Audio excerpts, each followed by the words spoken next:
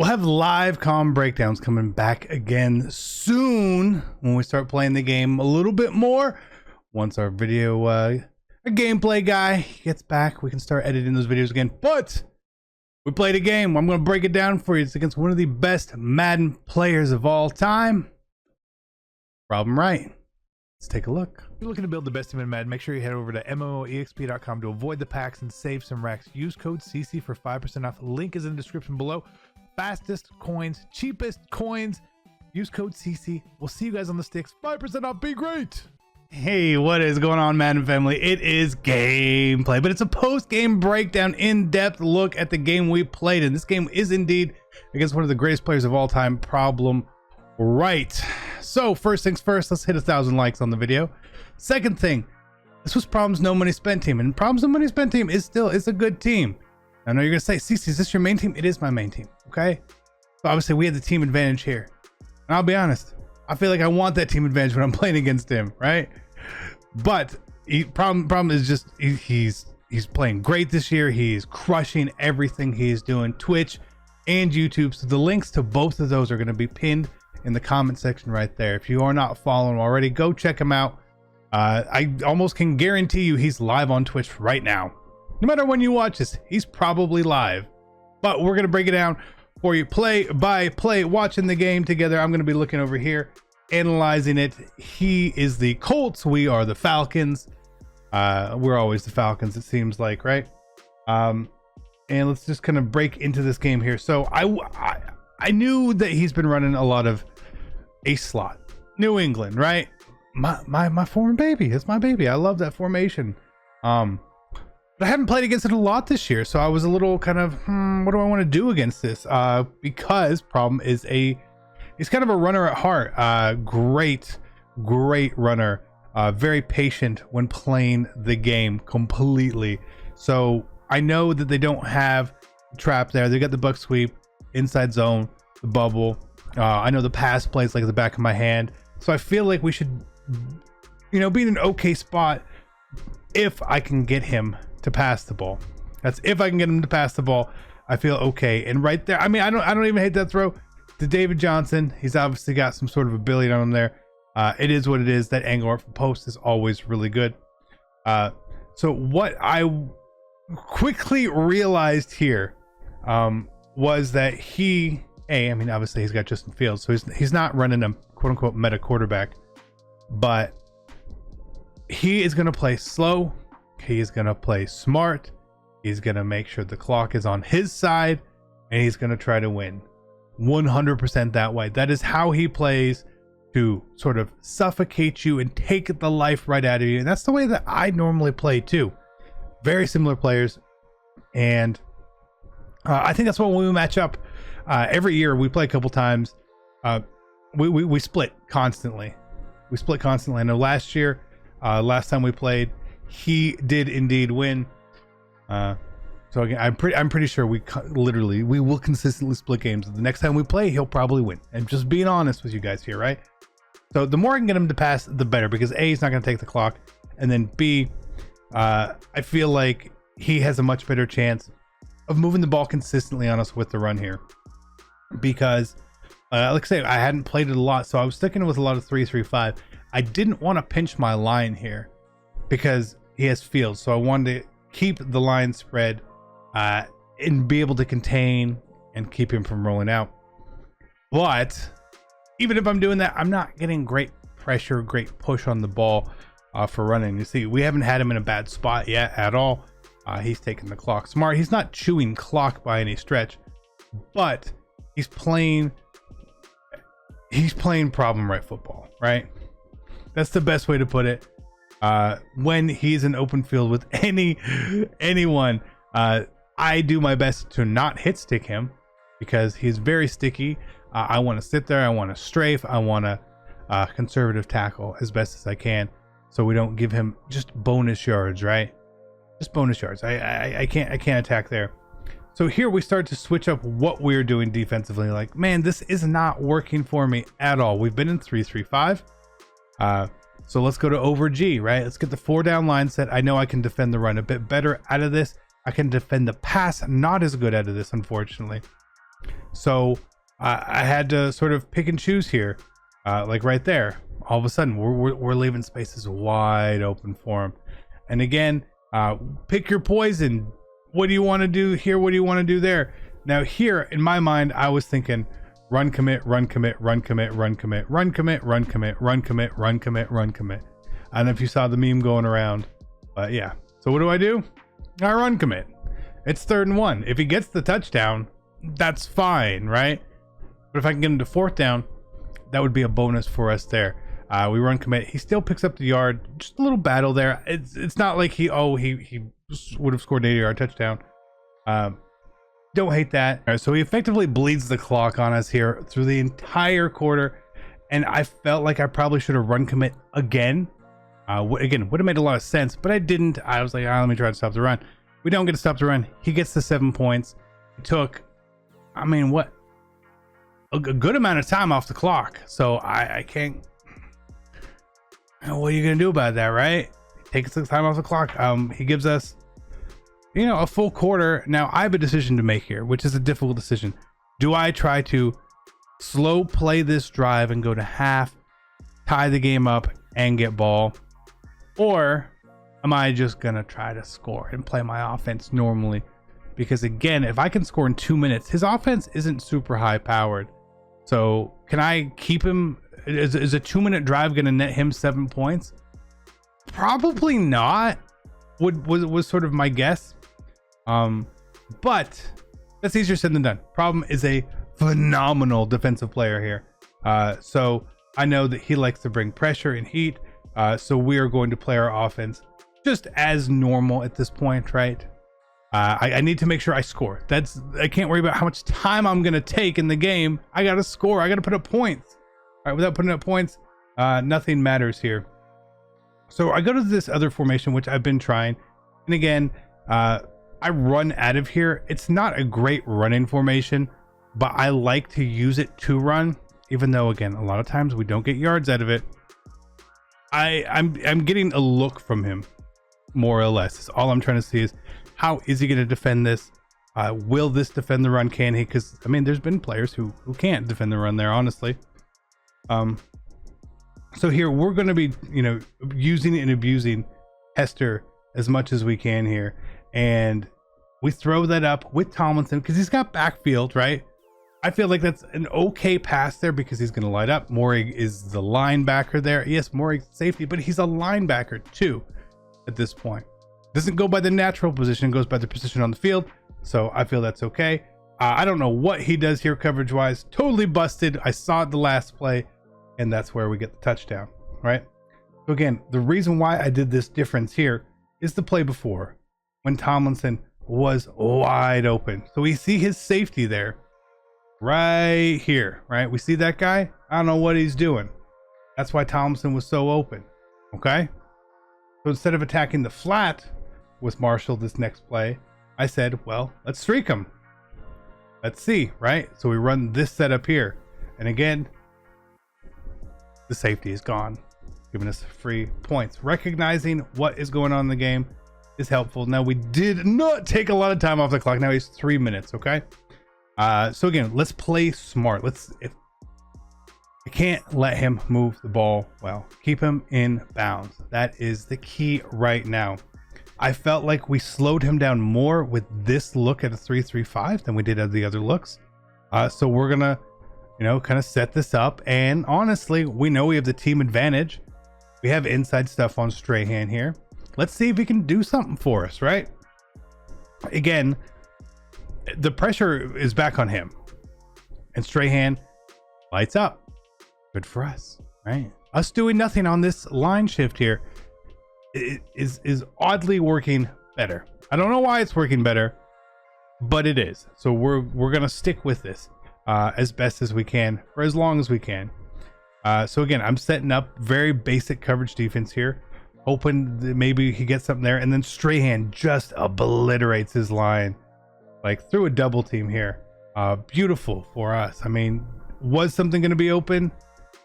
The flat on the left was open. The flat on the left was open, but the 4th and 14 here. He's got to go for this here. The reason he has to go for this here is it at least gives him a potential chance of getting the ball back this half, right? Or he picks it up.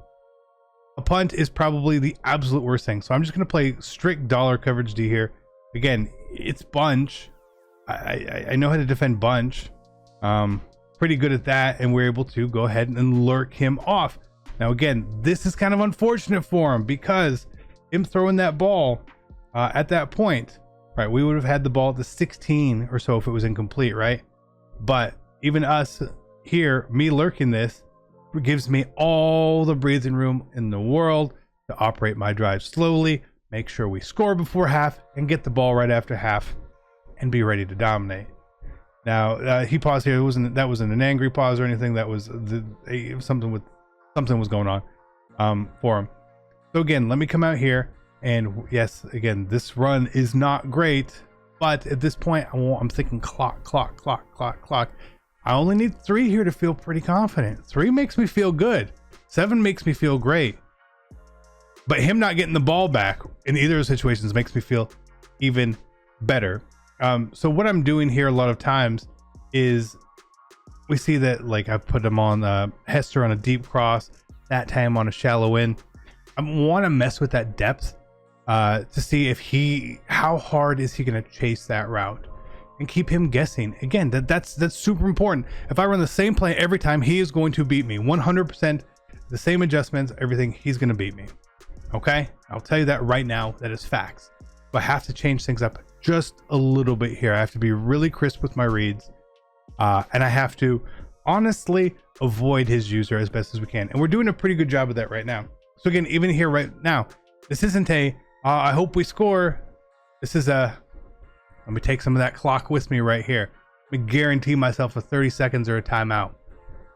I'm cool with that. We're already in field goal range. I feel great, right? Feel good. You know, there's no worry whatsoever at this point. So again, this time we use a post instead. We're gonna throw that. Again, he leaves it open. Not worried about the time just yet either, because the time is kind of on my side, right? So we let a few more seconds drip off, take the timeout. It's 3rd down. If it was 2nd down, I'd probably call a timeout quicker, but on 3rd down, I just take those couple extra seconds just in case, just in case he's gonna have a chance if we score or something goes wrong, right? And right here, rolling out, that's a really ugly play, and we completed it, but that was pretty hideous. Watching this back, it was not pretty at all. But again, now we only have 1 timeout, so there's not a lot I can do here. Only certain things I can truly set up. And I felt like I actually had a pretty good play set up here. Like, Y was wide open, and I just was so slow on the pass. It really aggravated me. Like, let's see when Y is open, right? The Y is open here. Okay, that's 1, 2, and it's late, right? By the time he realizes it's open, look at this. Look at just this is just not trusting. I don't normally throw a curl route out here. This is not a normal setup for me. Okay, anytime you are setting a play up a little bit differently, your reads, they're probably going to be a little slow. I was looking at the running back route, RB there crossing. That's where my head was. And then all of a sudden we see him stop. Once he stops, for whatever reason, the running back stops. That's when I make my mind to go to the next read. But I was watching him 100% in the eyes, and I threw it right at problem. Right before the half, which would have given us just would have been beautiful. To be up 7, getting the ball at half. That's not the case here. Bad play by me, great play by him, recognizing that route is open.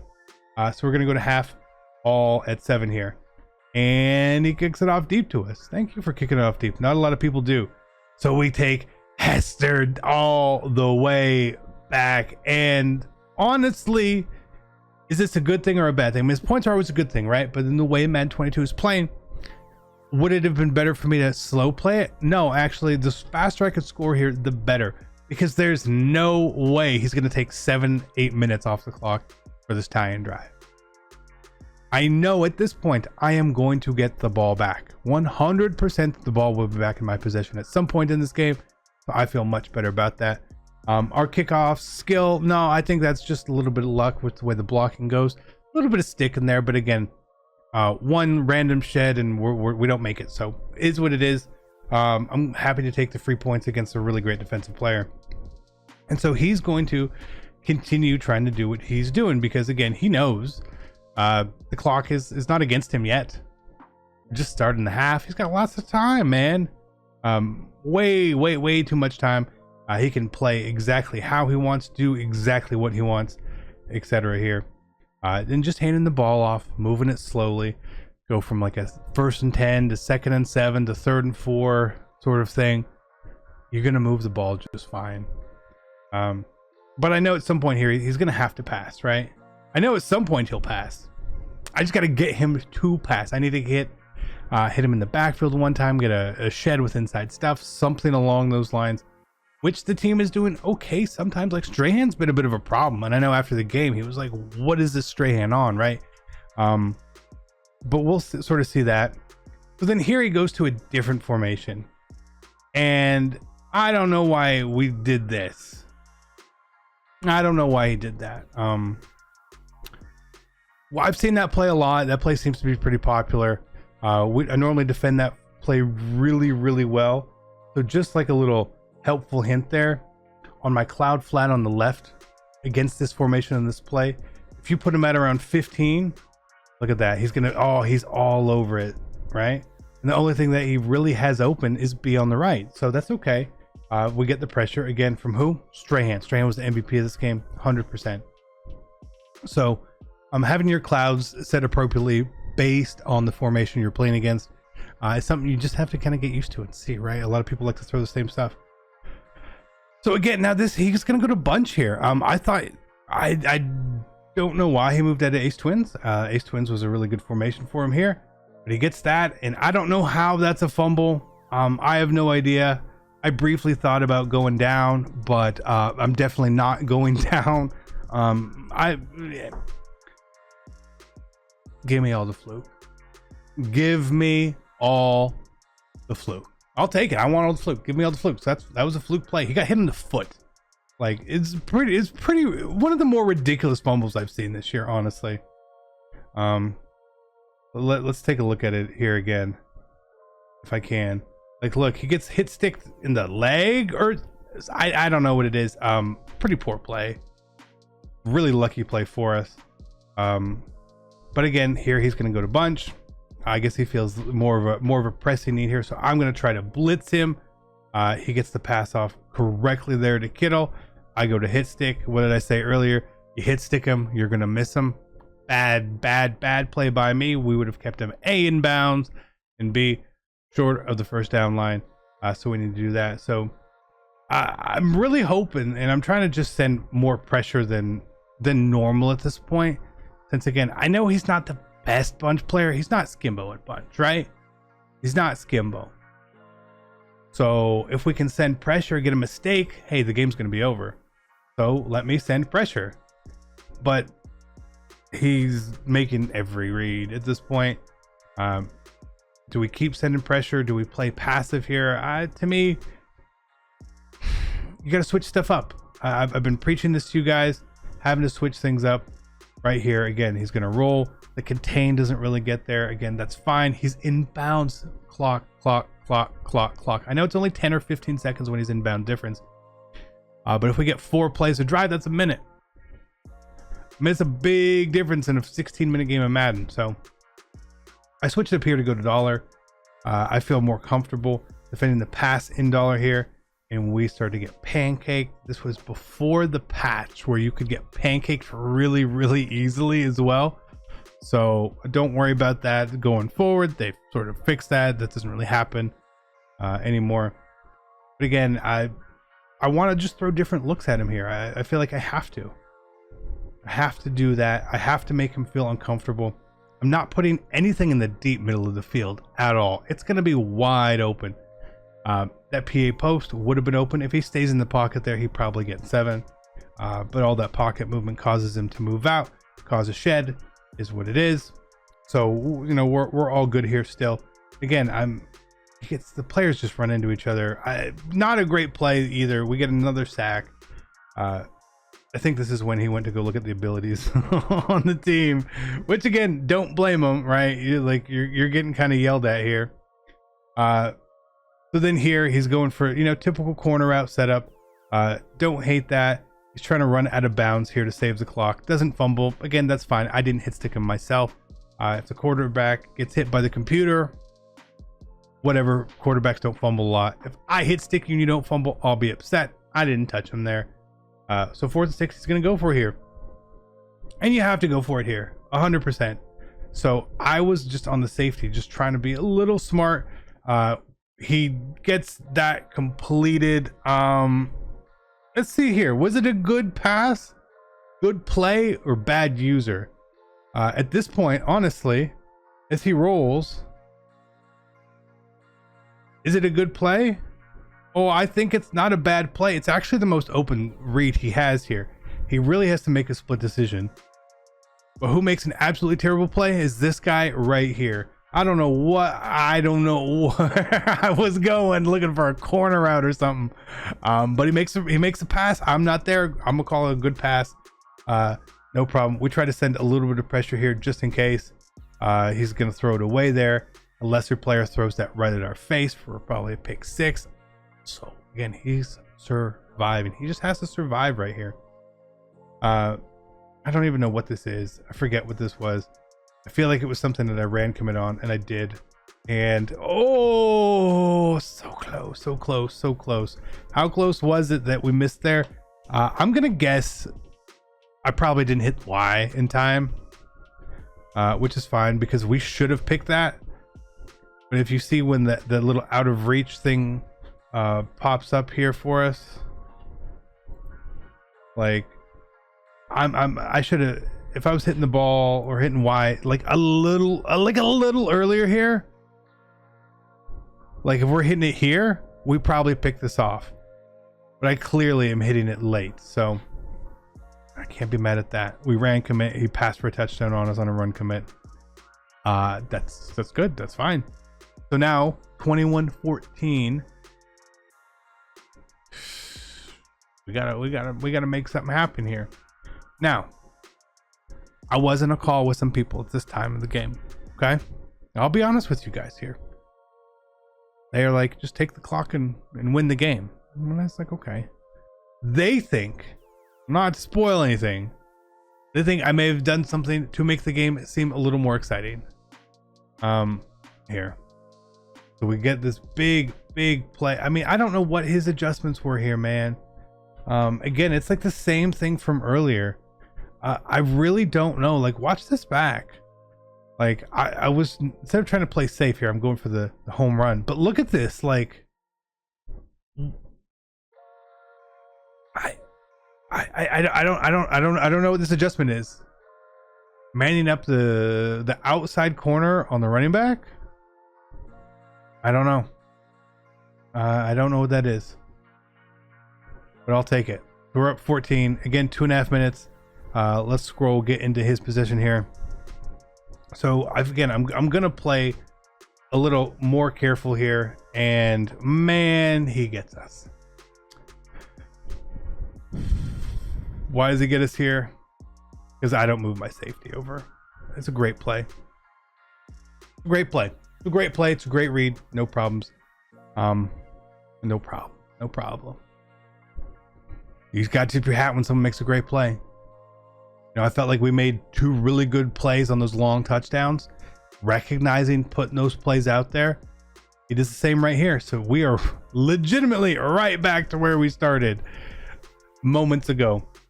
So let's get into the final drive here. Again, he's not going to make the same mistakes here. So I am now like, okay, let's just try to take the clock here. First down's obviously gonna really help us out here. Can we get a first down? I don't know. His run defense is normally really good. Look, 5 rushes, 2 yards. Not that we've been trying to pound the ball or run from actual running formations, but we haven't been super successful on the run.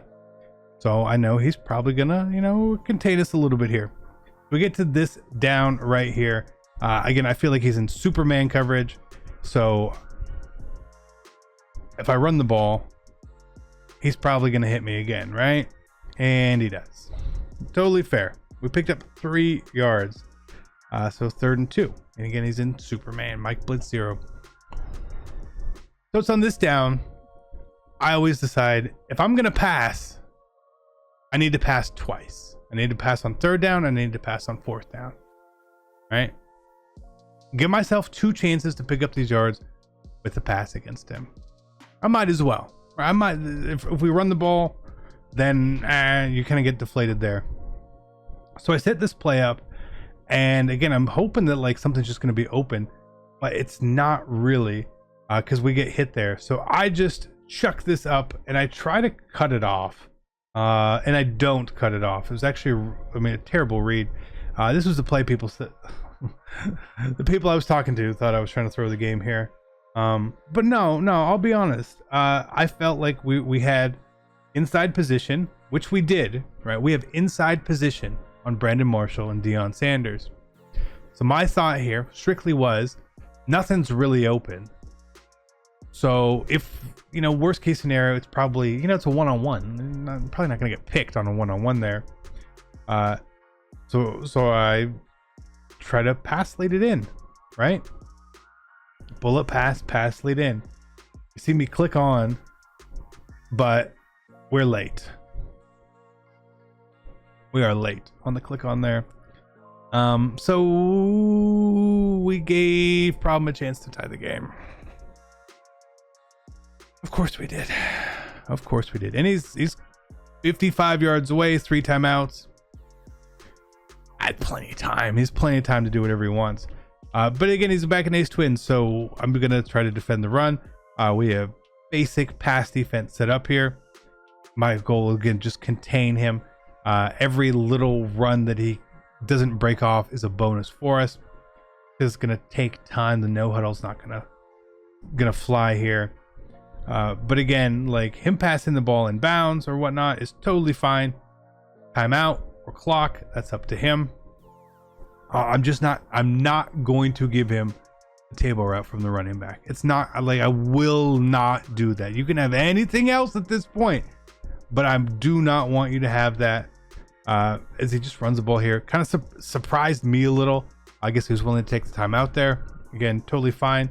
He's moving the ball at a really steady pace, as he has been all game long, right? The worst drive he had was when he got out of this. So him getting out of it again is fine.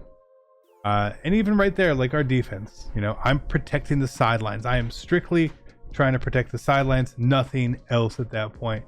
Now, can we stop him? 1 timeout, 19 seconds, 12 yards. Oh, because I'm thinking in my head, if he scores here, he's going for 2. He's going for 2. I would go for 2 as well. It's a seasons game. Of course he's going to go for 2. So it's not that I need to stop him and then go win in overtime. No. That is not a thing. And some people would probably start trying to take timeouts here as well. To give themselves a little bit of time, right? Just in case someone scores. I don't want to give him any time, right? I want to make him sweat and pressure this out. So he goes to goal line. And I think this is great. I'm pretty good at defending in goal line. He's not going to get in. I know he's not going to get in. And he doesn't get in. Because we know how to defend that. Right? So now he takes time out. Beautiful. Is he going to run here? No, he's going to pass. Don't think he's going to run in this situation, because if he does, we could blow it up. And especially here, this trips tight end versus the dollar that I'm in, he runs this ball, I'm hitting him in the backfield, and the game is over instantly, right? I was like, there's no way he runs. He's going to pass. He has to pass here, right? And so he's going to scramble to pass. We click on and yep. Yeah, that's Madden 22. That's Madden 22. Okay, that's Madden 22. I'm not even mad at that. That's Madden 22. Same thing here. If he runs, I'm ready for him. This time we're guarding that. We all know that, and he throws the ball away. and the clock just runs out. All right, really anticlimactic into the game, right? But the reason he ran out of time was simply we had great defense on the field. We adjusted our zone depths appropriately for the end zone. We're watching the running back, right?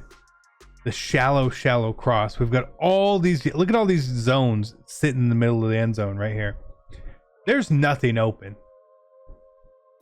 There's nothing open here. The only thing he could do is scramble at this point, right? That was it. He could scramble, or that's it. But as soon as he does move out of the pocket or contain, finally does something, which means now that he can't scramble, he has 2 seconds. Nothing's open. He's running left. The left side of the field is a blanket right here. He does try to throw it away with 2 seconds. And if he was closer to the sideline, he probably gets this done. But we're at 1, and then we hit 0 right there. So the game does end a little anticlimactically. It was a great game. I had a lot of fun. Again, I know we had the team advantage. I will take the team advantage against him every single time because I think he's a phenomenal player. Obviously, one of the greatest of all time. So shout out to Problem again. Go check him out in the links down below. I always appreciate playing him, and I appreciate his grind and all that. I've come to know him much better over the years. I think it's a great thing. I love getting to play him every year, even though he beats me sometimes. I don't mind it at all. Be great. I love you guys. I'm out. Peace.